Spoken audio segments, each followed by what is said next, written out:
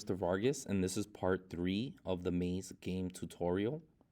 So at the end of part 2, you had a game that had a character that could walk up, down, left, and right. The sprites changed when he changed directions, and also you had created a level and a camera that would follow your character throughout the level. We also added a door, even though we didn't code it yet.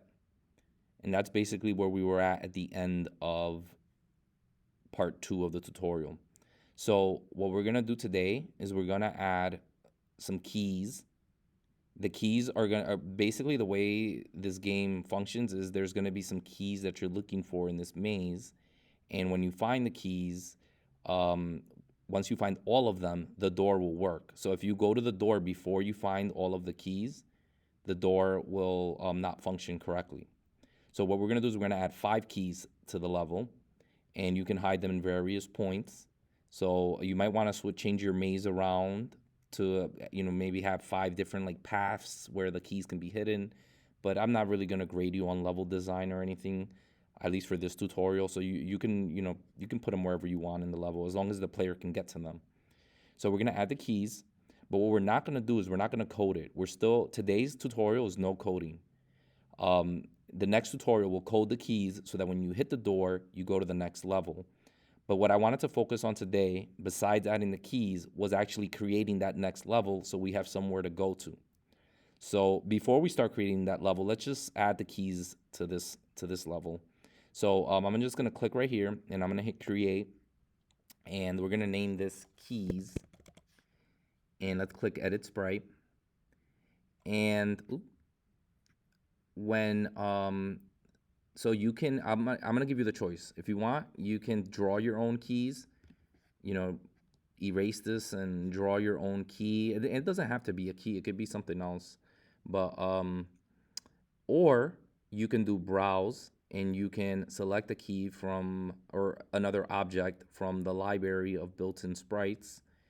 Under pixel objects, they actually already have a key, so I'm just gonna go with that one. There might be other keys. There's locks. The lock makes sense. You could put gems, stars, mushrooms, whatever you want. But I'm gonna go with a key. I'm gonna press OK. If you use something else, you can change the name as well. So press OK. We got our first key. Now I'm gonna hit clone, and we're gonna hide 4 more keys throughout this level.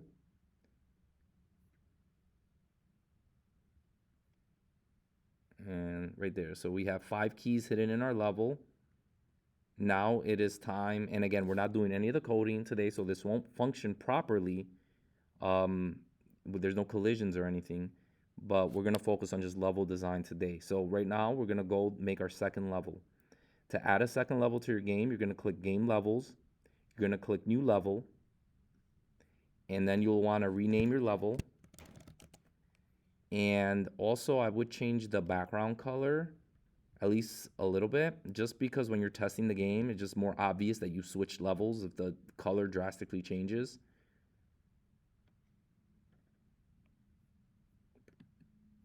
All right, so we created our second level, but notice we're still on our first level. To actually go to the second level and start editing the second level, you have to click load. So I clicked load, and we have an empty red room, and there's nothing in here. So we need to add all of the components, including the player, to this level so that it can work properly. So now don't click and hit create and make everything again. You don't have to do that. Anytime you create an object, it appears in your library. So right here we have the different objects we have, and this one actually is, I could delete this one actually. This was something I was just playing around with, so I'm gonna just do delete all. So these are the components you should have. And I noticed my player object, I don't like his naming, right? New type, I'm gonna rename that player. All right, so now let's do this. All right, we got blocks, we got our door, we got our keys, and we have player. So let me start with the blocks. You click on it, and then you click add to level. And it starts in cloning mode, so you can just go in and start adding a whole bunch of blocks. And I wanna make my level 10 by 10, or I mean 20 by 20, so the level is 10, and then 11, 12, 13, 14, 15, 16, 17, 18, 19, 20. All right, and we want to make it 20 across. So so this is 10. Now 11, 12, 13, 14, 15, 16, 17, 18, 19, 20. And if you want to just know what like just check it, you can just notice the numbers, right? This is 9, 19. The X is 19. That makes sense because it starts at 0. And then notice up here, this is -10. And that makes sense too because the first one was -1, -2, -3, and it goes up to -10. All right, but let me finish making the level. So I'm gonna click over here. We're gonna hit clone, and then we're just gonna go across and up.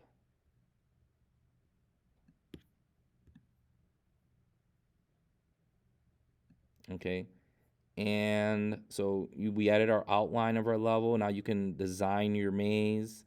You know, do a different design than the first one.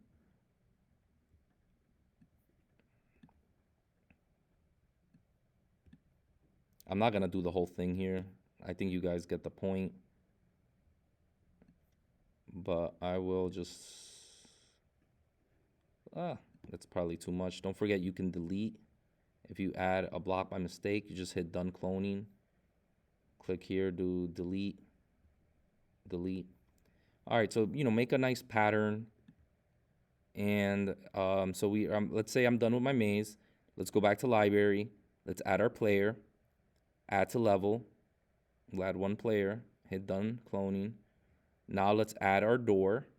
So we'll add to level. Let's put the door. I'll put the door up here.